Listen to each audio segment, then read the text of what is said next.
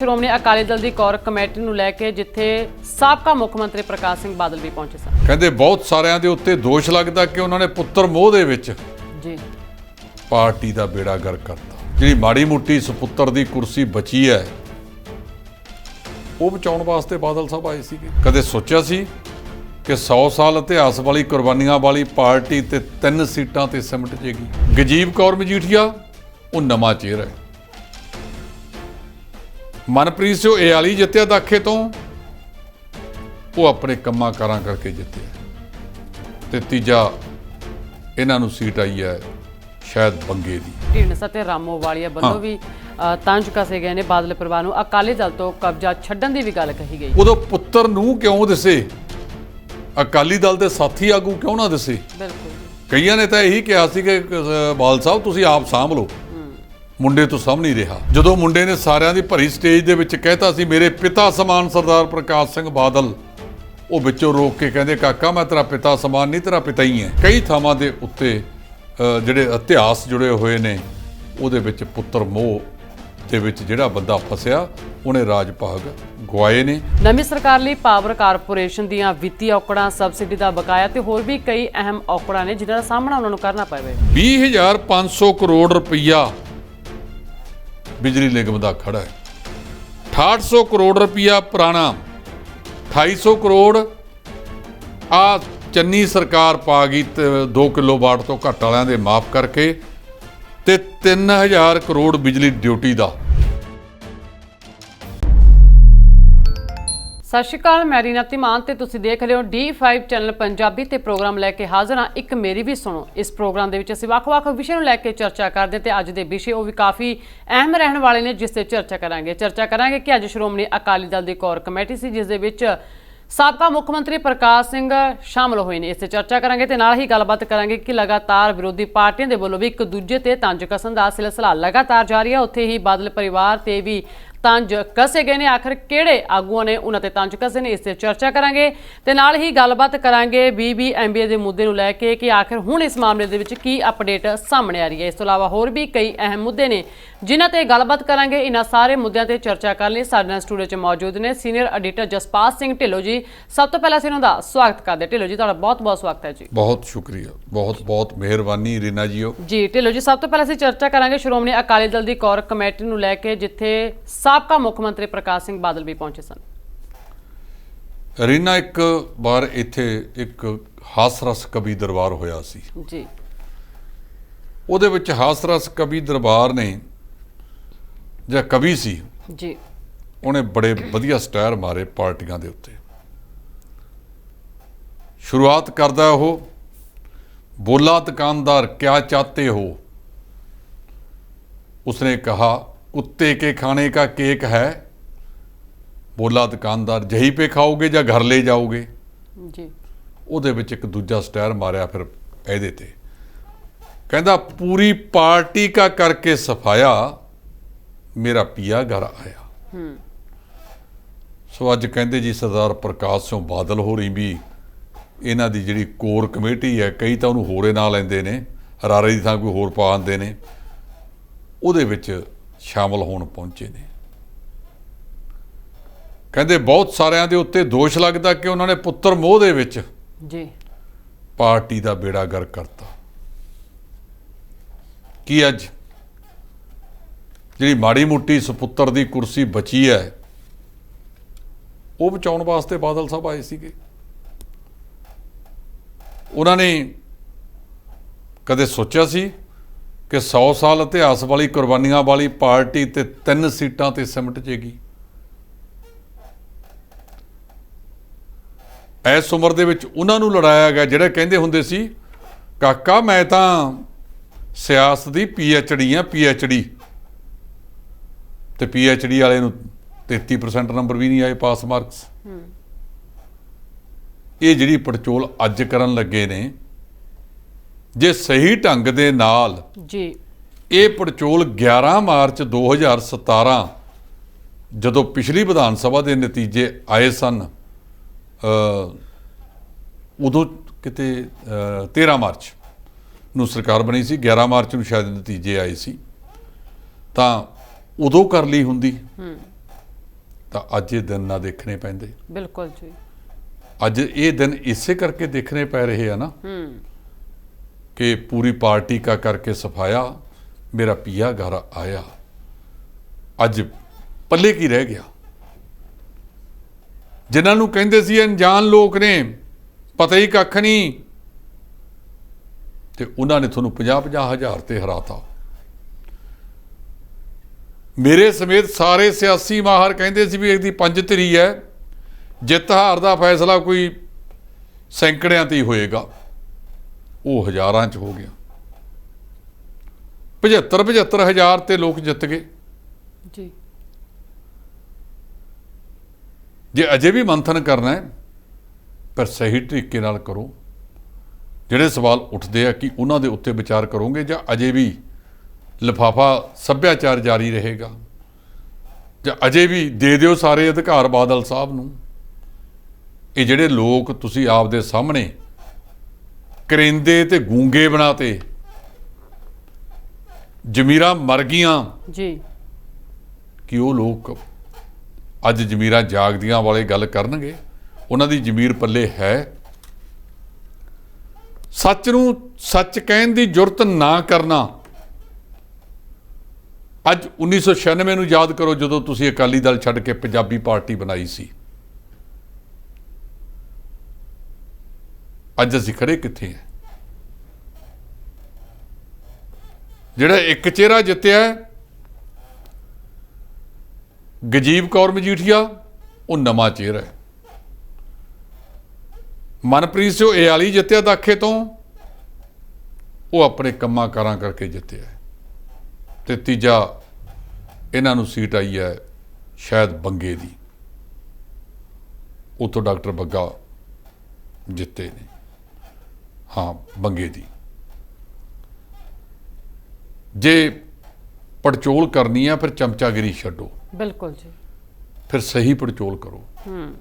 ਦੇਖੋ, ਕੌੜਾ ਸੱਚ ਸੁਣਨਾ ਕੌੜਾ ਹੁੰਦਾ ਹੈ। ਕੰਨਾਂ 'ਚ ਉਹੋ ਜਿਹਾ ਤੇਲ ਪਾਓ ਜਿਹਦੇ ਨਾਲ ਤੁਹਾਨੂੰ ਸੱਚ ਸਮਝ ਆ ਜਾਵੇ। ਉਹ ਲੋਕ ਜਿਨ੍ਹਾਂ ਨੇ ਕੱਲ ਪਾਰਟੀ ਬਣਾਈ ਸੀ 7-8 ਸਾਲ ਪਹਿਲਾਂ, ਅੱਜ ਤੁਹਾਨੂੰ 100 ਸਾਲਾਂ ਵਾਲੀ ਪਾਰਟੀ ਨੂੰ ਦਾਜ ਦੇ ਗਏ ਨੇ। ਬਿਲਕੁਲ ਜੀ। ਇਹਦੇ ਤੇ ਠੰਡੇ ਪਾਣੀ ਸਿਰ 'ਚ ਪਾ ਕੇ ਸੋਚਣ ਦੀ ਜ਼ਰੂਰਤ ਹੈ। ਇਹ ਇੱਕ ਦਿਨ 'ਚ ਨਹੀਂ ਹੋਇਆ ਸਾਰਾ ਕੁਛ। ਇਹ ਪਿਛਲੇ ਪਾਸੇ ਤੇ ਦੇਖੋ, ਤੋਂ ਗਲਤੀਆਂ ਕਿੱਥੇ ਕਿੱਥੇ ਹੋਈਆਂ ਨੇ, ਕਿਵੇਂ ਹੋਈਆਂ ਨੇ, ਕਿਹਨੇ ਕਰਵਾਈਆਂ ਨੇ। ਜੇ ਉਹ ਸਾਰਾ ਕੁਝ ਸੋਚੋਗੇ ਤਾਂ ਆਏਗਾ। ਅੱਜ ਤਾਂ ਤੁਹਾਡਾ ਆਪਣੇ ਪਰਿਵਾਰਕ ਮੈਂਬਰ ਦੀ ਜਿਹੜੀ ਹੈ ਅਰਦਾਸ ਪੂਰੀ ਹੋ ਗਈ ਕਿ ਜਿਨ੍ਹਾਂ ਨੇ ਸਿਆਸਤ ਤੇ ਬੇਅਦਬੀਆਂ ਕੀਤੀਆਂ ਉਹਨਾਂ ਦਾ ਕੱਖ ਨਾ ਰਹੇ, ਤੇ ਜਿਹਨੇ ਗੁਟਕਾ ਸਾਹਿਬ ਦੀ ਸਹੁੰ ਖਾਧੀ ਰਿਹਾ ਕੱਖ ਉਹਦਾ ਵੀ ਨਹੀਂ। ਜਦੋਂ ਪ੍ਰਚਾਰ ਹੀ ਇਸ ਕਿਸਮ ਦਾ ਹੋ ਗਿਆ ਕਿ 75-25 ਖੇਡਦੇ ਨੇ, ਜਦੋਂ ਤੁਹਾਡੇ ਤੇ ਕੇਸ ਬਣਾਇਆ ਸੀ ਸਭ ਤੋਂ ਪਹਿਲਾਂ ਮੈਂ ਲਿਖਿਆ ਸੀ ਉਹਦੇ ਖਿਲਾਫ ਕਿ ਸਿਆਸਤ ਦੇ ਤੌਰ ਤੇ ਇੱਕ ਦੂਜੇ ਨੂੰ ਜਿੰਨਾ ਮਰਜ਼ੀ ਨੀਵਾਂ ਦਿਖਾਓ, ਲੇਕਿਨ ਥਾਣੇ ਵਾਲੇ ਮਾਮਲਿਆਂ 'ਚ ਨਾ ਪਾਓ। ਕਮਿਸ਼ਨ ਬਣਾਓ, ਜਾਂਚ ਬਣਾ ਦਿਓ। ਜੇ ਉਹਦੇ ਵਿੱਚ ਬੰਦਿਆਂ ਨੇ ਕਰਪਸ਼ਨ ਕੀਤੀ ਹੈ ਤੇ ਫੜ ਕੇ ਅੰਦਰ ਦੇ ਦਿਓ ਫਿਰ। ਬਿਲਕੁਲ ਜੀ। ਪਰ ਸਿਆਸਤ ਨਹੀਂ। ਅੱਜ ਦੀ ਸਥਿਤੀ ਤੁਸੀਂ ਉੱਥੇ ਜਾ ਖੜੇ ਹੋ ਜਿੱਥੇ ਕੋਈ ਸੋਚਿਆ ਨਹੀਂ ਜਾ ਸਕਦਾ। ਜਿਨ੍ਹਾਂ ਨੇ 5 ਸਾਲ ਸਰਕਾਰ ਚਲਾਈ ਉਹ ਫੇਰ 19 ਤੇ ਜਾ ਪਹੁੰਚੇ ਜੀ। ਤੇ ਤੁਹਾਡੀ ਤਾਂ ਉਦੋਂ ਪਹਿਲਾਂ ਸੀ 25 ਸਾਲ ਰਾਜ ਕਰਨਾ ਸੀ ਆਪਾਂ ਤਾਂ। ਉਹ ਕਿਉਂ ਨਾ ਹੋਇਆ? ਜਦੋਂ ਬੇਅਦਬੀਆਂ ਹੋਈਆਂ, ਉਹਨੇ ਸਰਸੇ ਵਾਲੇ ਡੇਰਾ ਮੁਖੀ ਨੇ ਜੀ ਗੁਰੂ ਗੋਬਿੰਦ ਸਿੰਘ ਮਹਾਰਾਜ ਦੀ ਨਕਲ ਕਰਕੇ ਜਾਮੇ ਇੰਸਾ ਪਿਆਇਆ, ਉਦੋਂ ਕਿੱਥੇ ਸੀ ਤੁਸੀਂ? 2007 ਦੇ ਵਿੱਚ ਇੱਕ ਦੇਹਧਾਰੀ ਦੇ ਖਿਲਾਫ ਤੁਸੀਂ ਅਕਾਲ ਤਖਤ ਸਾਹਿਬ ਨੂੰ ਵਰਤ ਕੇ ਹੁਕਮਨਾਮਾ ਜਾਰੀ ਕਰਾਉਂਦੇ ਹੋ ਤੇ ਫਿਰ ਉਹਦੀ ਮਾਫੀ, ਨਾ ਲਿਖਿਆ ਸ਼ਬਦ ਵੀ ਅਕਾਲ ਤਖਤ ਦੇ ਸਕੱਤਰੇਤ ਦੇ ਉੱਤੇ ਉਹਨੂੰ ਤੋੜ ਮਰੇੜ ਕੇ ਪੇਸ਼ ਕਰਤਾ ਜਾਂਦਾ ਹੈ। ਉਦੋਂ ਕਿੱਥੇ ਸੀ ਤੁਸੀਂ? ਇਹ ਕੇਸ ਵਾਪਸ ਕਿਹਨੇ ਲਿਆ? 295A ਦਾ ਕੇਸ ਦਰਜ ਹੋਇਆ ਸੀ, ਉਹ ਕਿਹਨੇ ਵਾਪਸ ਲਿਆ? ਬੇਅਦਬੀਆਂ ਹੋਈਆਂ, ਉਹ ਬੇਅਦਬੀਆਂ ਦਾ ਕੋਈ ਜਾਂਚ ਮੁਕੰਮਲ ਕਿਉਂ ਨਾ ਲਾਈ? ਬਿਲਕੁਲ ਜੀ। ਤੁਸੀਂ ਕਹਿੰਦੇ ਹੋ ਅਸੀਂ CBI ਨੂੰ ਦੇਤੀ, ਤੇ ਜਿਸ ਜੱਜ ਜਸਟਿਸ ਜੋਰਾ ਸਿੰਘ ਨੂੰ ਦਿੱਤੀ ਸੀ ਉਹਦੀ ਰਿਪੋਰਟ ਫੜ ਲਈ ਸੀ। ਸੋ ਅੱਜ ਜੇ ਅਕਾਲੀ ਦਲ ਨੇ ਸਿਰ ਜੋੜ ਕੇ ਮੰਥਨ ਕਰਨਾ ਹੈ ਤਾਂ ਕੌੜੇ ਘੁੱਟ ਭਰਨੇ ਪੈਣਗੇ। ਇਹ ਕੌੜੀਆਂ ਗੱਲਾਂ ਸੋਚਣੀਆਂ ਪੈਣਗੀਆਂ। ਇਹ ਸਾਰਾ ਕੁਝ ਇੱਕ ਦਿਨ 'ਚ ਨਹੀਂ ਹੋਇਆ। ਤੁਸੀਂ ਉਸ ਨੂੰ ਅਰਸ਼ ਤੋਂ ਫਰਸ਼ ਤੇ ਪਹੁੰਚਾ ਦਿੱਤਾ। ਸੋ ਜੇ ਮੰਥਨ ਕਰਨਾ ਹੈ ਤੇ ਫਿਰ ਉੱਥੋਂ ਤੱਕ ਕਰੋ। ਇੱਕ ਖਾਨਾ ਪੂਰਤੀ ਵਾਲਾ ਨਾ ਕਰਿਓ, ਲਿਓ ਜੀ ਅਸਤੀਫਾ, 4 ਜਣੇ ਇਕੱਠੇ ਹੋਣ, ਉਹ ਨਹੀਂ ਛੱਡੋ ਪਰੇ ਜੀ, ਪਿਛਲੀ ਵਾਰੀ ਵੀ ਤਾਂ ਦਿੱਤਾ ਸੀ। ਤੇ ਬੀਬੀ ਜਗੀਰ ਕੌਰ ਨੇ ਜੱਫਾ ਮਾਰ ਕੇ ਦੁਬਾਰਾ ਪ੍ਰਧਾਨ ਸਾਹਿਬ ਸੱਦੇ ਸੀ ਵੀ ਆ ਜਾਓ, ਜਾਇਓ ਨਾ। ਸੱਚ ਨੂੰ ਸੱਚ ਕਹਿਣ ਦੀ ਜੁਰਤ ਕਰੋ ਤੇ ਸੱਚ ਨੂੰ ਸੱਚ ਸੁਣਨ ਦੀ ਜੁਰਤ ਵੀ ਕਰੋ। ਬਿਲਕੁਲ ਜੀ। ਢਿੱਲੋਂ ਜੀ, ਇਸ ਦੇ ਨਾਲ ਹੀ ਜਿਹੜਾ ਢੀਂਡਸਾ ਤੇ ਰਾਮੋਵਾਲੀਆ ਵੱਲੋਂ ਵੀ ਤੰਜ ਕਸੇ ਗਏ ਨੇ ਬਾਦਲ ਪਰਿਵਾਰ ਨੂੰ, ਅਕਾਲੀ ਦਲ ਤੋਂ ਕਬਜ਼ਾ ਛੱਡਣ ਦੀ ਵੀ ਗੱਲ ਕਹੀ ਗਈ ਹੈ। ਇਹ ਪਿਛਲੀ ਵਾਰੀ ਵੀ ਜਦੋਂ 2017 ਦੇ ਵਿੱਚ ਜੀ ਅਕਾਲੀ ਦਲ ਨੇ ਮੰਥਨ ਕੀਤਾ ਸੀ, ਉਸ ਵੇਲੇ ਵੀ ਸਰਦਾਰ ਢੀਂਡਸਾ ਹੋਣ, ਬ੍ਰਹਮਪੁਰਾ ਸਾਹਿਬ ਹੋਣ, ਜਾਂ ਸਵਰਗਵਾਸੀ ਜਥੇਦਾਰ ਸੁਖਦੇਵ ਸੇਵਾ ਸਿੰਘ ਸੇਖਵਾਂ ਹੋਣ ਜੀ, ਇਹਨਾਂ ਸਾਰਿਆਂ ਨੇ ਉਸ ਵੇਲੇ ਵੀ ਇਹ ਗੱਲ ਕਹੀ ਸੀ ਕਿ ਤੁਸੀਂ ਪ੍ਰਧਾਨਗੀ ਛੱਡੋ। ਜੀ ਉਦੋਂ ਪ੍ਰਧਾਨ ਸਾਹਿਬ ਆਕੜ ਗਏ ਸੀ, ਔਰ ਜਿਹੜੇ ਸ਼ਬਦ ਉਹਨਾਂ ਨੇ ਆਪਦੇ ਪਿਤਾ ਸਮਾਨ, ਪਿਤਾ ਦੇ ਨਾਲ ਬੈਠਿਆਂ ਨੂੰ ਕਹੇ, ਜੀ ਜਿਹੜੇ ਉਹਨਾਂ ਦੇ ਬਰਾਬਰ ਦੇ ਸੀ, ਉਦੋਂ ਬਾਦਲ ਸਾਹਿਬ ਨੇ ਮੂੰਹ 'ਚ ਘੁੰਗਣੀਆਂ ਕਿਉਂ ਪਾ ਲਈਆਂ? ਉਦੋਂ ਜ਼ਿੰਮੇਵਾਰੀ ਨਿਭਾਈ ਕਿਉਂ ਨਾ? ਉਦੋਂ ਪੁੱਤਰ ਨੂੰ ਕਿਉਂ ਦਿਸੇ? ਅਕਾਲੀ ਦਲ ਦੇ ਸਾਥੀ ਆਗੂ ਕਿਉਂ ਨਾ ਦਿਸੇ? ਬਿਲਕੁਲ ਜੀ। ਕਈਆਂ ਨੇ ਤਾਂ ਇਹੀ ਕਿਹਾ ਸੀ ਕਿ ਬਾਦਲ ਸਾਹਿਬ ਤੁਸੀਂ ਆਪ ਸਾਂਭ ਲਓ, ਮੁੰਡੇ ਤੋਂ ਸਾਂਭ ਨਹੀਂ ਰਿਹਾ। ਉਦੋਂ ਬਾਦਲ ਸਾਹਿਬ ਨੂੰ ਯਾਦ ਨਹੀਂ ਆਇਆ ਜਦੋਂ ਮੁੰਡੇ ਨੇ ਸਾਰਿਆਂ ਦੀ ਭਰੀ ਸਟੇਜ ਦੇ ਵਿੱਚ ਕਹਿਤਾ ਸੀ ਮੇਰੇ ਪਿਤਾ ਸਮਾਨ ਸਰਦਾਰ ਪ੍ਰਕਾਸ਼ ਸਿੰਘ ਬਾਦਲ, ਉਹ ਵਿੱਚੋਂ ਰੋਕ ਕੇ ਕਹਿੰਦੇ ਕਾਕਾ ਮੈਂ ਤੇਰਾ ਪਿਤਾ ਸਮਾਨ ਨਹੀਂ, ਤੇਰਾ ਪਿਤਾ ਹੀ ਹੈ। ਉਦੋਂ ਕਿਉਂ ਨਾ ਸਮਝ ਆਈ ਕਿ ਮੁੰਡਾ ਉਸ ਪਾਸੇ ਵੱਲ ਸਾਂਭਣ ਨਹੀਂ ਤੁਰਿਆ। ਪਰ ਪੁੱਤਰ ਮੋਹ ਦੇ ਵਿੱਚ ਜਦੋਂ ਬੰਦਾ ਫਸ ਜੇ, ਮਹਾਰਾਜਾ ਰਣਜੀਤ ਸਿੰਘ ਦੇ ਰਾਜ ਬਾਰੇ ਵੀ ਇਹੀ ਗੱਲ ਚੱਲੀ ਕਿ ਉਹਨਾਂ ਨੇ ਪੁੱਤਰ ਮੋਹ ਦੇ ਵਿੱਚ ਉਹ ਰਾਜ ਗਿਆ ਸੀ। ਤੇ ਕਈ ਥਾਵਾਂ ਦੇ ਉੱਤੇ ਜਿਹੜੇ ਇਤਿਹਾਸ ਜੁੜੇ ਹੋਏ ਨੇ, ਉਹਦੇ ਵਿੱਚ ਪੁੱਤਰ ਮੋਹ ਦੇ ਵਿੱਚ ਜਿਹੜਾ ਬੰਦਾ ਫਸਿਆ ਉਹਨੇ ਰਾਜ ਭਾਗ ਗਵਾਏ ਨੇ। ਸੋ ਇਸ ਵੇਲੇ ਅਕਾਲੀ ਦਲ ਨੇ ਜੇ ਪੁਰਾਣੇ ਸਿਧਾਂਤ, ਅਕਾਲੀ ਫੂਲਾ ਸਿੰਘ ਵਰਗਾ ਜਥੇਦਾਰ ਤੇ ਵੱਡੇ ਜਿਹੜੇ ਪੁਰਾਣੇ ਜਥੇਦਾਰ ਸੀਗੇ, ਗਿਆਨੀ ਕਰਤਾਰ ਸਿੰਘ, ਮਾਸਟਰ ਤਾਰਾ ਸਿੰਘ, ਤੇ ਉਹ ਬਹੁਤ ਸਾਰੇ ਜਿਹੜੇ ਝੱਬਰ ਸਾਹਿਬ ਵਰਗੇ ਅਕਾਲੀ ਆਗੂ ਸੀ, ਅੱਜ ਉਹਨਾਂ ਦੀ ਲੋੜ ਤੇ ਉਹਨਾਂ ਦੀ ਗੈਰ ਹਾਜ਼ਰੀ ਮਹਿਸੂਸ ਹੋ ਰਹੀ ਹੈ। ਜੀ ਢਿੱਲੋਂ ਜੀ, ਬੀਬੀਐਮਬੀ 'ਚ ਮੈਂਬਰੀ ਖਤਮ ਹੋਣ ਦਾ ਨੋਟੀਫਿਕੇਸ਼ਨ ਵਾਪਸ ਹੋਣ ਦਾ ਇੰਤਜ਼ਾਰ ਕੀਤਾ ਜਾ ਰਿਹਾ ਹੈ। ਰੀਨਾ, ਤੁਹਾਨੂੰ ਯਾਦ ਹੋਣਾ ਹੈਗਾ ਤੁਹਾਨੂੰ ਵੀ ਆਪਾਂ ਇਹ ਪ੍ਰੋਗਰਾਮ ਕੀਤਾ ਸੀ ਜਦੋਂ ਜਿਹੜਾ ਬੀਬੀਐਮਬੀ ਦੇ ਵਿੱਚ ਚੇਅਰਮੈਨ ਆ ਉਹ ਤਾਂ ਲੱਗ ਜਾਂਦਾ ਦੂਜੇ ਰਾਜਾਂ 'ਚੋਂ, ਲੇਕਿਨ ਜਿਹੜਾ ਮੈਂਬਰ ਪਾਵਰ ਸੀ ਜੀ ਤੇ ਮੈਂਬਰ ਸਿੰਜਾਈ, ਇਹ ਲੱਗਦਾ ਸੀ ਪੰਜਾਬ ਤੇ ਹਰਿਆਣੇ 'ਚੋਂ।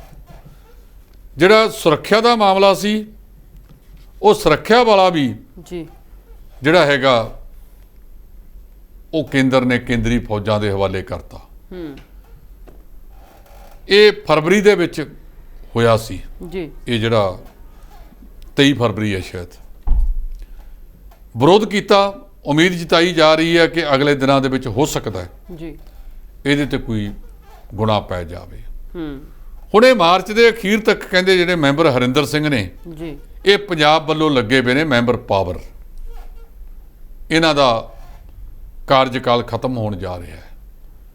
ਉਹਦੀ ਥਾਂ ਤੇ ਕੇਂਦਰ ਨੇ ਉਹਨਾਂ ਦਾ ਜਿਹੜਾ ਕਾਰਜਕਾਲ ਹੈ ਉਹ 6 ਮਹੀਨੇ ਹੋਰ ਵਧਾਤਾ ਜੀ। ਭਾਵ ਜਿਹੜਾ ਮੈਂਬਰ ਪਾਵਰ ਹੈ ਹਰਿੰਦਰ ਸਿੰਘ, ਇੰਜੀਨੀਅਰ ਹਰਿੰਦਰ ਸਿੰਘ, ਉਹ ਅਗਲੇ 6 ਮਹੀਨੇ ਇਹ ਰਹਿਣਗੇ ਇਸ ਅਹੁਦੇ ਤੇ ਬਣੇ। ਤੇ ਜਿਹੜਾ ਖਦਸ਼ਾ ਸੀ ਕਿ ਹੁਣੇ ਇਹ ਬਾਹਰਲੇ ਮੈਂਬਰ ਨਿਯੁਕਤ ਕਰ ਦੇਣਗੇ, ਉਹ ਸ਼ਾਇਦ ਨਾ ਹੋਣ। ਜਿਹੜੇ ਨਵੇਂ ਨਿਯਮ ਬਣੇ ਨੇ, ਉਹ ਨਿਯਮ ਦੇ ਮੁਤਾਬਕ ਇਹ ਕਿਹਾ ਗਿਆ ਕਿ ਸੰਬੰਧਿਤ ਇੰਜੀਨੀਅਰ ਕੋਲ ਜਿਹੜਾ ਡੈਮ ਸਾਂਭਣ ਦਾ ਤਜਰਬਾ ਹੋਣਾ ਚਾਹੀਦਾ ਜੀ। ਇਹਦਾ ਮਤਲਬ ਇਹ ਹੋਇਆ ਕਿ ਹਰਿਆਣੇ ਦੇ ਵਿੱਚ ਤਾਂ ਕਦੇ ਮੈਂਬਰ ਫਿਰ ਕਦੇ ਲੱਗੇਗਾ ਹੀ ਨਹੀਂ, ਕਿਉਂਕਿ ਹਰਿਆਣੇ ਦੀ ਧਰਤੀ ਤੇ ਕੋਈ ਡੈਮ ਨਹੀਂ ਹੈਗਾ। ਜੀ। ਪੰਜਾਬ ਦੇ ਵਿੱਚ ਇੱਕ ਪੰਜਾਬ ਦਾ ਆਪਣਾ ਡੈਮ ਹੈਗਾ ਰਣਜੀਤ ਸਾਗਰ ਡੈਮ। ਪੰਜਾਬ ਵਾਲਾ ਇੰਜੀਨੀਅਰ ਕਦੇ ਕਦਾਈ ਜੇ ਸਰਕਾਰ ਦੀ ਸਵੱਲੀ ਨਜ਼ਰ ਹੋਵੇਗੀ ਕੇਂਦਰ ਵਾਲੀ ਦੀ, ਉਹ ਪੰਜਾਬ ਦੇ ਇੰਜੀਨੀਅਰਾਂ ਚੋਂ ਲਾਇਆ ਜਾ ਸਕਦਾ। ਜੀ ਜੀ, ਗੱਲ ਕੀਤੀ ਜਾਵੇ ਨਵੀਂ ਸਰਕਾਰ ਦੀ, ਤਾਂ ਨਵੀਂ ਸਰਕਾਰ ਦੇ ਸਾਹਮਣੇ ਵੱਡੀਆਂ ਚੁਣੌਤੀਆਂ ਨੇ, ਵੱਡੀਆਂ ਔਕੜਾਂ ਨੇ ਜਿਨ੍ਹਾਂ ਦਾ ਸਾਹਮਣਾ ਉਹਨਾਂ ਨੂੰ ਕਰਨਾ ਪਵੇਗਾ। ਨਵੀਂ ਸਰਕਾਰ ਲਈ ਪਾਵਰ ਕਾਰਪੋਰੇਸ਼ਨ ਦੀਆਂ ਵਿੱਤੀ ਔਕੜਾਂ, ਸਬਸਿਡੀ ਦਾ ਬਕਾਇਆ ਤੇ ਹੋਰ ਵੀ ਕਈ ਅਹਿਮ ਔਕੜਾਂ ਨੇ ਜਿਨ੍ਹਾਂ ਦਾ ਸਾਹਮਣਾ ਉਹਨਾਂ ਨੂੰ ਕਰਨਾ ਪਵੇਗਾ। ਰੀਨਾ ਜੀ, ਜਿਹੜਾ ਇਹ ਬਿਜਲੀ ਵਾਲਾ ਸਮੱਸਿਆ ਹੈਗੀ ਹੈ, ਇਹ ਬਹੁਤ ਵੱਡੀ ਹੈ ਜੀ। ਇਹਨਾਂ ਰਾਜਸੀ ਲੋਕਾਂ ਨੇ 1996 ਤੋਂ ਬਾਅਦ ਇਹ ਬਿਜਲੀ ਬੋਰਡ ਨੂੰ ਤਾਂ ਲੰਗੇ ਡੰਗ ਬੱਕਰੀ ਬਣਾਤਾ। ਜਿਹੜਾ ਆਉਂਦਾ ਦੋ ਥਣ ਚੋ ਕੇ ਤੁਰਦਾ ਜਾਂਦਾ ਹੈ, ਘੰਟੇ ਬਾਅਦ ਦੂਜਾ ਚੋਣ ਲੱਗ ਜਾਂਦਾ ਹੈ। ਇਹਨਾਂ ਨੇ 96 ਦੇ ਵਿੱਚ ਸ਼ੁਰੂਆਤ ਕੀਤੀ ਸੀ ਜੀ। ਬੀਬੀ ਭੱਠਲ ਤੋਂ ਸ਼ੁਰੂਆਤ ਹੋਈ 7 ਏਕੜ ਦੀ, ਤੇ ਮੁੜ ਕੇ ਬਾਦਲ ਸਾਹਿਬ ਨੇ ਇਹਦਾ ਸਦਾ ਵਾਸਤੇ ਇਹ ਸਹੇੜ ਲਿਆ। ਹੋ ਸਕਦਾ ਇਹਨਾਂ ਦੀ ਸਰਕਾਰ ਨਾ ਹੁੰਦੀ, ਘੱਟੋ ਘੱਟ ਬਿਜਲੀ ਬੋਰਡ ਆਪਣੇ ਪੈਰਾਂ ਤੇ ਤਾਂ ਖੜਾ ਰਹਿੰਦਾ ਹੈ। ਬਿਲਕੁਲ ਜੀ। ਅੱਜ ਤੱਕ ਦੀ ਜੇ ਕੈਲਕੂਲੇਸ਼ਨ ਕਰ ਲਓ ਤਾਂ ਸਾਡੇ ਘਰਾਂ ਦੇ ਬਿਜਲੀ ਦੇ ਬਿੱਲ ਵਧੇ ਨੇ ਇਹ ਮੁਖਤਖੋਰੀ ਕਰਕੇ। 20,500 ਕਰੋੜ ਰੁਪਈਆ ਬਿਜਲੀ ਨਿਗਮ ਦਾ ਖੜਾ ਹੈ।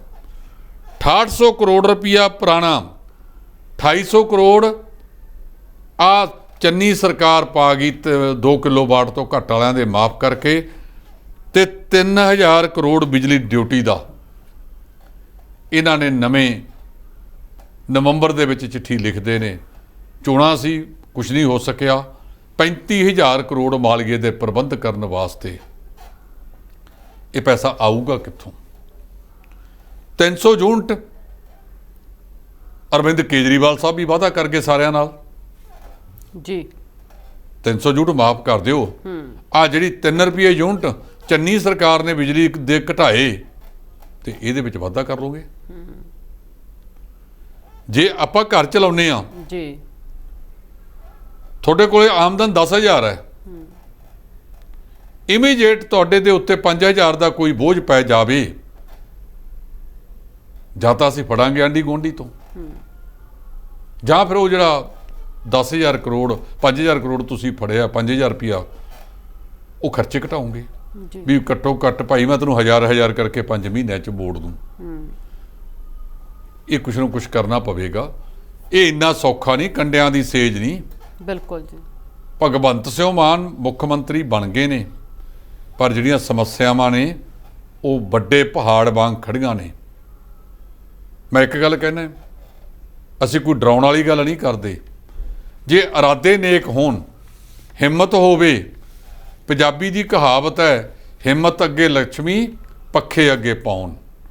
ਸੋ ਇਮਾਨਦਾਰੀ ਤੇ ਹਿੰਮਤ ਚਾਹੀਦੀ ਹੈ। ਬਿਲਕੁਲ ਜੀ। ਤੇ ਜੇ ਇਮਾਨਦਾਰੀ ਤੇ ਹਿੰਮਤ ਨਾਲ ਸਾਰੇ ਡਟ ਕੇ ਖੜ ਗਏ ਤਾਂ ਮੈਂ ਸਮਝਦਾ ਕਿ ਫਿਰ ਵੱਡੇ ਵੱਡੇ ਪਹਾੜ ਵੀ ਤੁਹਾਡੇ ਪੈਰਾਂ 'ਚ ਆ ਜਾਂਦੇ ਨੇ। ਜੀ ਜੀ, ਬਿਲਕੁਲ ਜੀ। ਲੱਗਦਾ ਹੀ ਨਹੀਂ।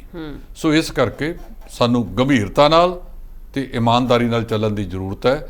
ਅਸੀਂ ਆਸ ਰੱਖਦੇ ਹਾਂ ਕਿ ਸਾਡਾ ਛੋਟਾ ਵੀਰ ਬਿਲਕੁਲ ਬਹੁਤ ਸੁਹਿਰਦਤਾ ਦੇ ਨਾਲ, ਇਮਾਨਦਾਰੀ ਨਾਲ, ਨੇਕ ਨੀਅਤ ਨਾਲ ਕੰਮ ਕਰੇਗਾ ਤਾਂ ਜਿਹੜਾ ਚੀਜ਼ 70 ਸਾਲਾਂ 'ਚ ਨਹੀਂ ਹੋਇਆ ਉਹ ਫਿਰ ਇਹਨਾਂ ਸਾਲਾਂ 'ਚ ਹੋਣ ਦੀ ਆਸ ਰੱਖੀ ਜਾ ਸਕਦੀ। ਜੀ ਜੀ। ਢਿੱਲੋਂ ਜੀ, ਗੱਲ ਕੀਤੀ ਜਾਵੇ ਵਿਰੋਧੀਆਂ ਦੀ, ਤਾਂ ਵਿਰੋਧੀਆਂ ਦੇ ਦੇਖਿਆ ਜਾਂਦਾ ਕਿ ਉਹਨਾਂ ਨੂੰ ਕੋਈ ਨਾ ਕੋਈ ਮੌਕਾ ਮਿਲਣਾ ਚਾਹੀਦਾ ਤਾਂ ਕਿ ਉਹ ਸਰਕਾਰ ਨੂੰ ਘੇਰ ਸਕਣ। ਇਸ ਦੇ ਚੱਲਦੇ ਹੀ ਗੱਲ ਕੀਤੀ ਜਾਵੇ ਵਿਰੋਧੀਆਂ ਦੀ, ਤਾਂ ਵਿਰੋਧੀ ਪਾਰਟੀਆਂ ਦਾ ਕਹਿਣਾ ਕਿ ਮਹਿੰਗਾਈ ਦੇ ਮੁੱਦੇ ਨੂੰ ਲੈ ਕੇ ਸਰਕਾਰ ਨੂੰ ਘੇਰਿਆ ਜਾਵੇਗਾ। ਇਹ ਕੇਂਦਰ ਦਾ ਜੀ, ਜਿਹੜੀ ਬੀਬੀ ਸੋਨੀਆ ਗਾਂਧੀ ਦੀ ਅਗਵਾਈ ਦੇ ਵਿੱਚ ਇੱਕ ਤਾਂ ਕੱਲ੍ਹ ਕਾਂਗਰਸ ਮੰਥਨ ਦੀ ਮੀਟਿੰਗ ਹੋਈ ਹੈ। ਉਹ ਕਹਿੰਦੇ ਵੀ ਜਦੋਂ ਤੱਕ ਜਥੇਬੰਦਕ ਚੋਣਾਂ ਨੇ ਉਦੋਂ ਤੱਕ ਤੁਸੀਂ ਪ੍ਰਧਾਨਗੀ ਤੇ ਬਣੇ ਰਹੋ ਜੀ। ਮਾਂ, ਪੁੱਤ, ਧੀ ਤਿੰਨਾਂ ਨੇ ਅਸਤੀਫੇ ਦੇਣ ਦੀ ਪੇਸ਼ਕਸ਼ ਕੀਤੀ ਸੀ ਜੀ। ਤਿੰਨਾਂ ਦੇ ਉਹ ਨਹੀਂ ਸਿਰੇ ਚੜੇ। ਤਿੰਨਾਂ ਨੇ ਕਿਹਾ ਸੀ ਕਿ ਆਉਣ ਵਾਲੇ ਸਮੇਂ ਦੇ ਵਿੱਚ ਉਹ ਕਹਿੰਦੇ ਵੀ ਨਹੀਂ, ਅਸੀਂ ਤੁਹਾਡੀ ਗੱਲ ਮੰਨਦੇ ਨਹੀਂ, ਜਥੇਬੰਦਕ ਚੋਣਾਂ ਤੱਕ ਤੁਸੀਂ ਰਹੋ। ਜਥੇਬੰਦਕ ਚੋਣਾਂ ਤੋਂ ਬਾਅਦ ਫਿਰ ਸੋਚਿਆ ਜਾਵੇਗਾ। ਕੱਲ ਮੰਥਨ ਮੀਟਿੰਗ ਹੋਈ ਹੈ ਜੀ। ਇਸ ਤੋਂ ਇਲਾਵਾ ਕੁਝ ਵਿਰੋਧੀ ਦਲਾਂ ਦੀ ਮੀਟਿੰਗ ਹੋਈ ਹੈ। ਮੰਥਨ ਮੀਟਿੰਗ ਦੇ ਵਿੱਚ ਕਿਹਾ ਕਿ ਇਹ ਜਿਹੜਾ ਸੈਸ਼ਨ ਚੱਲ ਰਿਹਾ ਹੈ, ਇਸ ਤੋਂ ਬਾਅਦ ਫਿਰ ਜਿਹੜਾ ਮੰਥਨ ਮੀਟਿੰਗ ਕੀਤੀ ਜਾਵੇਗੀ ਕਾਂਗਰਸ ਵੱਲੋਂ। ਤੇ ਵਿਰੋਧੀ ਧਿਰਾਂ ਨੇ ਸਾਰਿਆਂ ਨੇ ਇਕੱਠੇ ਹੋ ਕੇ ਆਖਿਆ ਜੀ ਕਿ ਮਹਿੰਗਾਈ ਬਹੁਤ ਵੱਡੇ ਪੱਧਰ ਤੇ ਵੱਧ ਰਹੀ ਹੈ ਤੇ ਅਗਲੇ ਦਿਨਾਂ ਦੇ ਵਿੱਚ ਹੋਰ ਵਧਾਈ ਜਾ ਸਕਦੀ ਹੈ। ਮੈਨੂੰ ਹੁਣ ਸਮਝ ਆਈ ਕਿ ਇਹਨਾਂ ਨੇ ਤੇਲ ਦੀਆਂ ਕੀਮਤਾਂ ਕਿਉਂ ਨਹੀਂ ਵਧਾਈਆਂ, ਕਿਉਂਕਿ ਸੈਸ਼ਨ ਚੱਲ ਰਿਹਾ ਹੈ। ਸੈਸ਼ਨ ਦੇ ਵਿੱਚ ਜਵਾਬ ਦੇਣਾ ਹੋਣਾ ਪੈਣਾ ਸੀ, ਇਸ ਕਰਕੇ ਇਹਨਾਂ ਨੇ ਉਸ ਮਾਮਲੇ ਨੂੰ ਅਜੇ ਰੋਕ ਲਿਆ। ਵਿਰੋਧੀ ਧਿਰਾਂ ਕਹਿੰਦੀਆਂ ਵੀ ਕੱਲ ਤੋਂ ਸੈਸ਼ਨ ਨੇ ਚੱਲ ਪੈਣਾ, ਮੇਰੇ ਖਿਆਲ ਅੱਜ ਹੀ ਚੱਲ ਪਿਆ, ਤੇ ਵੀ ਆਓ ਮੈਦਾਨੇ ਜੰਗ ਦੇ ਵਿੱਚ ਜੀ। ਇਸ ਦੇ ਨਾਲ ਹੀ ਢਿੱਲੋਂ ਜੀ ਗੱਲ ਕੀਤੀ ਜਾਵੇ ਸੰਯੁਕਤ ਕਿਸਾਨ ਮੋਰਚੇ ਦੀ, ਤਾਂ ਉਹਨਾਂ ਦੇ ਵੱਲੋਂ ਅੱਜ ਮੀਟਿੰਗ ਕੀਤੀ ਗਈ ਸੀ ਜਿਸ ਦੇ ਵਿੱਚ ਉਹਨਾਂ ਨੇ ਕੁਝ ਫੈਸਲੇ ਲਏ ਗਏ ਨੇ, ਉਸ ਤੇ ਗੱਲਬਾਤ ਕਰਦੇ ਹਾਂ। ਇਹ ਜਿਹੜੇ ਫੈਸਲੇ ਨੇ ਜੀ, ਜਿਹੜੇ ਬਕਾਇਆ ਪਏ ਨੇ, ਉਹਦੇ ਵਿੱਚ ਇੱਕ ਤਾਂ ਇਹ ਹੈ ਕਿ MSP ਨੂੰ ਲੈ ਕੇ ਮੈਂ ਸਮਝ ਗਿਆ ਜਿਹੜੀ ਸੰਯੁਕਤ ਕਿਸਾਨ ਮੋਰਚੇ ਦੀ ਮੀਟਿੰਗ ਹੋਈ ਹੈ ਜੀ, ਇੱਕ ਤਾਂ ਉਹਨਾਂ ਨੇ ਕਿਹਾ ਕਿ MSP ਤੇ ਜਿਹੜਾ ਵਾਅਦਾ ਕੀਤਾ ਸੀ 19 ਨਵੰਬਰ 2021 ਨੂੰ ਪ੍ਰਧਾਨ ਮੰਤਰੀ ਨਰਿੰਦਰ ਮੋਦੀ ਨੇ ਜੀ, ਉਹ ਜਿਹੜਾ ਹੈਗਾ ਉਹ ਲਾਗੂ ਨਹੀਂ ਹੋਇਆ, ਇਹਦੇ ਤੇ ਗੱਲ ਕਰੋ। ਉਹ ਕਹਿੰਦੇ 21 ਮਾਰਚ ਨੂੰ ਦੇਸ਼ ਭਰ 'ਚ ਪ੍ਰਦਰਸ਼ਨ ਕਰਾਂਗੇ, ਕਿਸਾਨਾਂ ਨੇ ਐਲਾਨ ਕਰਤਾ ਜੀ। BBMB ਵਾਲੇ ਮਾਮਲੇ ਨੂੰ 25 ਮਾਰਚ ਨੂੰ ਚੰਡੀਗੜ੍ਹ ਦੇ ਵਿੱਚ ਟਰੈਕਟਰ ਮਾਰਚ ਕੱਢਣਗੇ ਕਿਸਾਨ ਜੀ। ਉਧਰੋਂ ਭਗਵੰਤ ਸਿੰਘ ਮਾਨ ਦਾ ਸੈਸ਼ਨ ਵੀ ਚੱਲਦਾ ਹੋਊਗਾ ਜੀ। ਤਾਂ ਜਿਨ੍ਹਾਂ ਨੇ ਵੋਟਾਂ ਪਾਈਆਂ ਨੇ ਉਹ ਜੋ ਬਹੁਤ ਗਿਣਤੀ ਤਾਂ ਕਿਸਾਨਾਂ ਨੇ ਪਾਈਆਂ ਨੇ ਨਾ, ਤੇ ਉਹੀ ਫਿਰ ਹੁਣ ਜਾਣਗੇ ਕੇਂਦਰ ਸਰਕਾਰ ਦੇ ਵਿਰੋਧ ਦੇ ਵਿੱਚ ਚੰਡੀਗੜ੍ਹ ਦੇ ਵਿੱਚ ਮਾਰਚ ਕੱਢਣ ਜੀ। ਇੱਕ ਉਹਨਾਂ ਨੇ ਹੋਰ ਵੀ ਕਿਹਾ ਸੀ ਕਿ ਜਿਹੜੇ ਸੰਯੁਕਤ ਸਮਾਜ ਮੋਰਚੇ ਦਾ ਹਿੱਸਾ ਬਣ ਗਏ ਨੇ ਉਹ ਸਾਡੀ ਪਾਰਟੀ 'ਚ ਸ਼ਾਮਲ ਨਹੀਂ ਹੋਣੇ ਚਾਹੀਦੇ ਮੀਟਿੰਗ 'ਚ। ਉਗਰਾਹਾਂ ਸਾਹਿਬ ਨੇ ਕਿਹਾ ਸੀ ਨਹੀਂ ਮੈਂ ਬਾਈਕਾਟ ਕਰੂੰਗਾ। ਇਹਦੀ ਅਜੇ ਸਪਸ਼ਟ ਉੱਤਰ ਸਾਡੇ ਕੋਲ ਆਇਆ ਨਹੀਂ। ਜਿਸ ਵੇਲੇ ਇਹ ਆ ਜਾਂਦਾ ਹੈ ਸਾਡੇ ਮਾਨਯੋਗ ਧਰਮਿੰਦਰ ਸਿੰਘ ਸੰਧੂ ਫਿਰ ਤੁਹਾਨੂੰ ਉਹਦੇ ਤੋਂ ਜਾਣੂ ਕਰਾ ਦੇਣਗੇ। ਜੀ ਜੀ ਢਿੱਲੋਂ ਜੀ, ਤੁਸੀਂ ਬਹੁਤ ਵਧੀਆ ਗੱਲਾਂ ਦਰਸ਼ਕਾਂ ਦੇ ਨਾਲ ਸਾਂਝੇ ਕੀਤੇ ਨੇ, ਤੁਹਾਡਾ ਬਹੁਤ ਬਹੁਤ ਸ਼ੁਕਰੀਆ ਜੀ। ਬਹੁਤ ਮਿਹਰਬਾਨੀ ਜੀ, ਸ਼ੁਕਰੀਆ। ਇਹ ਸਨ ਜਸਪਾਲ ਸਿੰਘ ਢਿੱਲੋਂ ਜੀ ਜਿਨ੍ਹਾਂ ਕਿ ਇਸ ਪੂਰੇ ਮੁੱਦੇ ਤੇ ਆਪਣੇ ਵਿਚਾਰ ਦਰਸ਼ਕਾਂ ਦੇ ਨਾਲ ਸਾਂਝੇ ਕੀਤੇ ਨੇ। ਸੋ ਅੱਜ ਦੇ ਪ੍ਰੋਗਰਾਮ ਦੇ ਵਿੱਚ ਇੰਨਾ ਹੀ, ਮੈਨੂੰ ਦਿਓ ਇਜਾਜ਼ਤ, ਧੰਨਵਾਦ।